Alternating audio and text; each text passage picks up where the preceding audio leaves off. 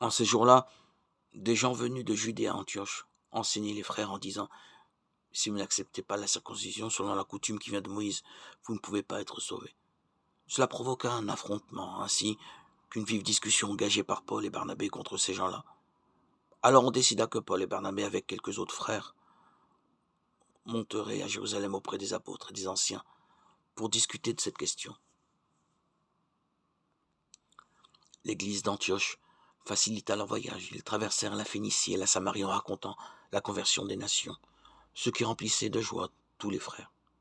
Alors, arrivés à Jérusalem, ils furent accueillis par l'Église, les apôtres et les anciens, et ils rapportèrent tout ce que Dieu avait fait avec eux.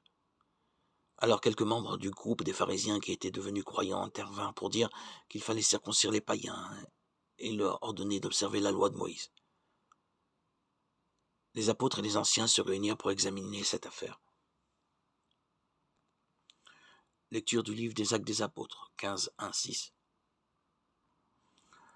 Ce chapitre 15, au centre du livre des Actes des Apôtres, marque le pas décisif franchi par la jeune Église. Fallait-il rester à l'intérieur du monde juif ou ouvrir plus largement la porte au monde païen? La question soulevée par des pharisiens devenus disciples du Christ est portée à Jérusalem par Paul et Barnabé. L'auteur des Actes, Luc, se garde bien de dire si Paul a déjà baptisé ou non des païens non circoncis. Dans la lettre aux Galates, l'apôtre Paul avait situé la rencontre beaucoup plus tard, après son deuxième voyage missionnaire, et placé les apôtres de Jérusalem devant le fait accompli.